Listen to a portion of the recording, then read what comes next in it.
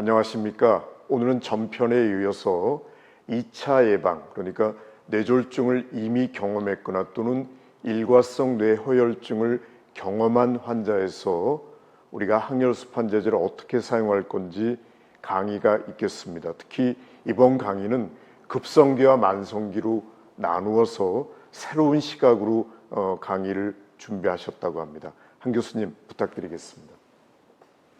예, 두 번째로는 세컨더리 스트로크 프리벤션에서의 안티플레이드 에이전트 롤에 대해서 준비를 했습니다.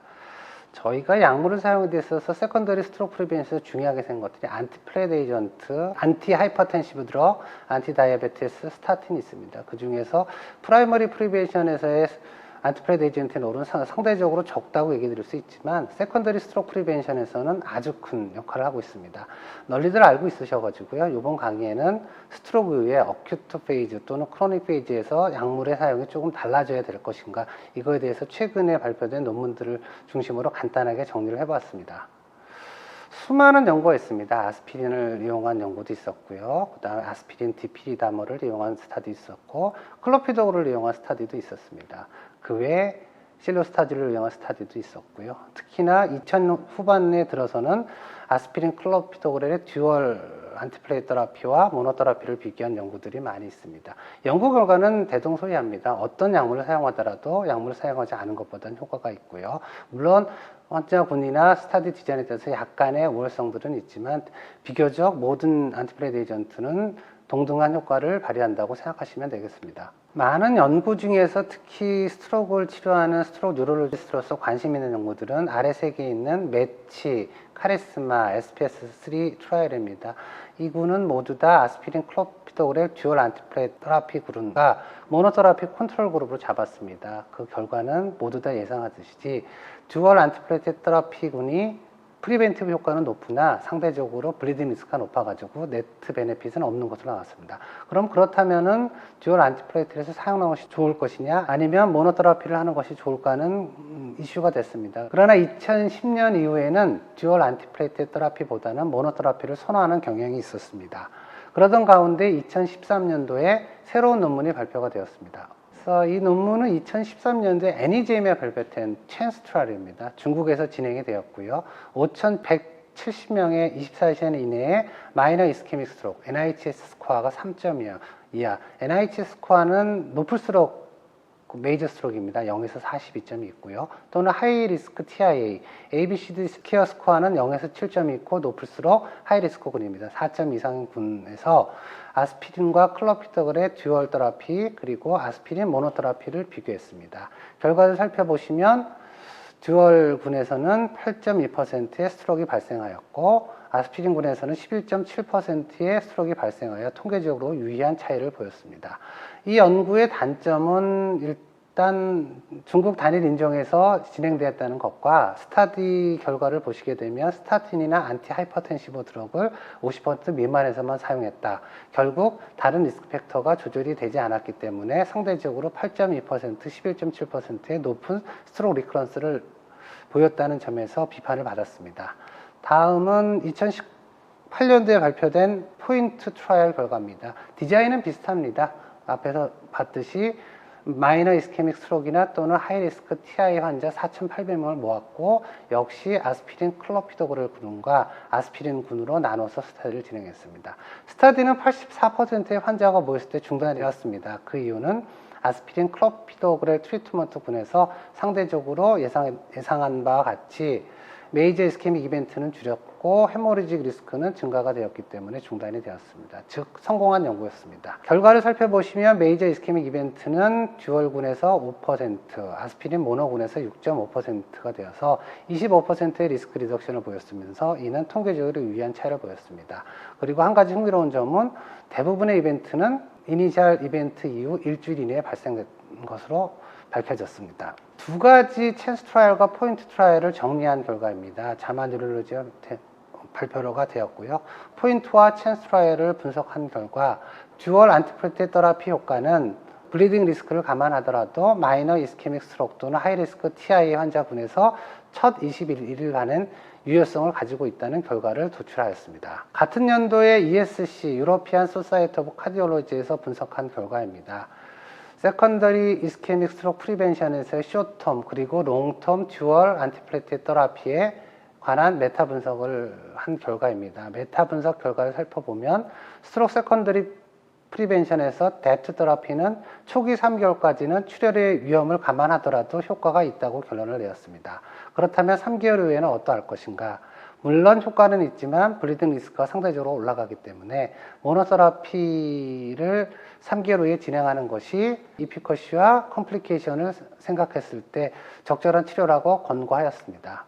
권고 내용을 다시 한번 정리해 봤습니다. 듀얼 안티플레이티드 테라피는 어큐트 스트로크 매니지먼트에서 가장 중요한 치료입니다. 이거에 대해서는 또 다른 반론은 없지만 과연 이러한 듀얼 안티플레이티드 테라피를 언제까지 진행해야 되는지는 아직까지 이론은 많습니다. 또 한 가지 문제는 있습니다. 앞에서 연구된 두 가지 스타디는 모두 리센트 마이너 스트로크와 TI 환자군을 대상으로 했습니다. 그렇다면 과연 3개월 이후, 초기 20일 이후에 약을 모노세라피를 스위치하는 것이 맞는 것이냐? 첫 번째로 베어리 하이리스크 스트로크 리커런스 페이션트에서 모노세라피를 스위치하는 것이 맞느냐? 과연 블리딩 리스크가 하이인 환자에서 초기 3개월 동안 듀얼 안티플레이티드를 유지하는 것이 맞는 것인가? 스트로크 환자의 대부분인 80세 이상의 엘더리 페이션트에서 과연 약물을 어떻게 사용할 것이냐? 다이아베티스 페이션트나 스모킹 페이션트에서는 어떻게 해야 되는지에 대한 연구는 추가 연구가 필요하다고 생각됩니다. 결국 급성기와 만성기의 적절한 항혈소판 치료제 선택은 환자 각 개인의 상황에 따라 맞춰서 진행하는 것이 필요하다고 생각합니다. 이번 논문은 국내에서 진행된 멀티센터 스트로크 레지스트를 이용한 듀얼 안티플레이티드 테라피의 효과를 본 논문입니다. 총 5,934명의 환자가 인솔이 되었고요. 아스피린과 클로피돌군 그리고 아스피린 단독 치료군으로 나눴습니다. 결과를 살펴보시면 듀얼군에서 프라이머리 아웃컴이 12%, 아스피린 단독군에서 14%였습니다. 통계적으로 유의는 있었지만 인텐션 투 트리트 어널리시스에서는 14%의 리스크 리덕션은 보였지만 보더라인 시그니피컨스를 보였습니다.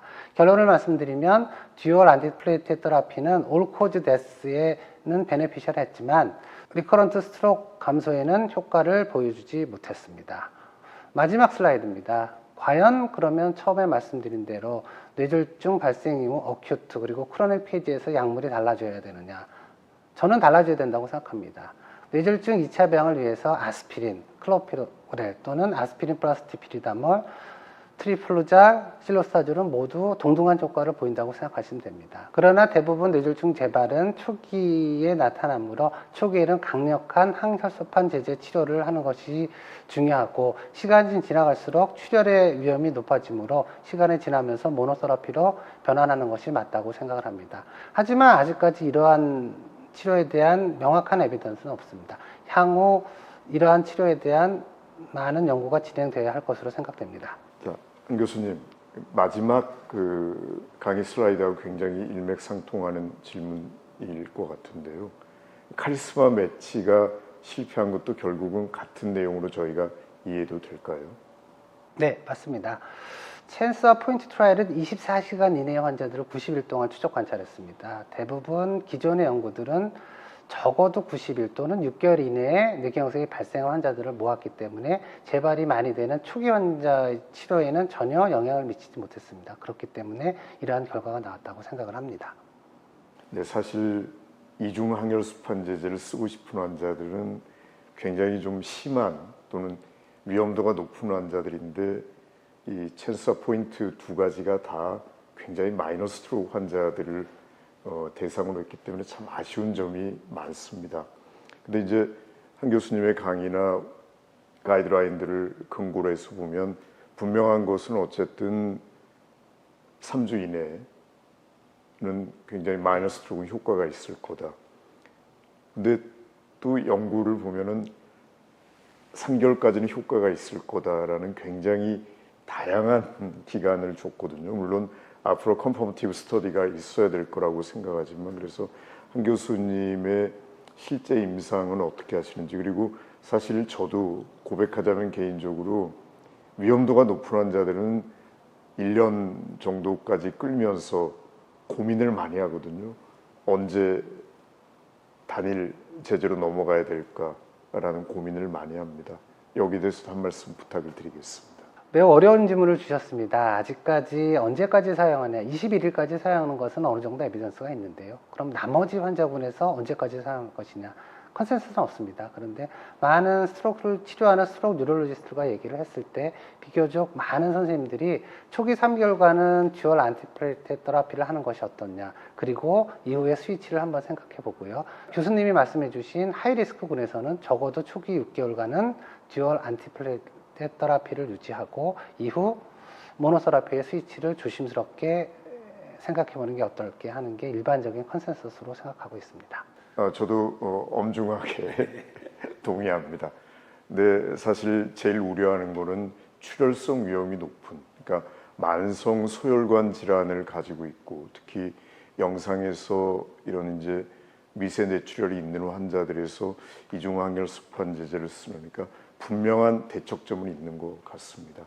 네, 한 교수님 감사합니다. 고맙습니다.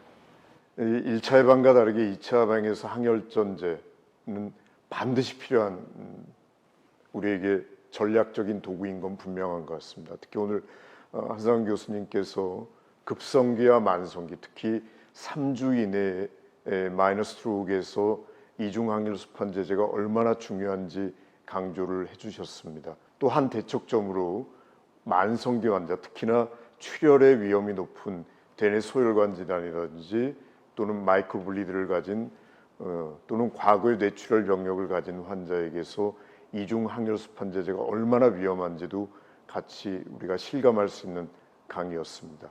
오늘 청취해 주신 여러분께 감사드립니다.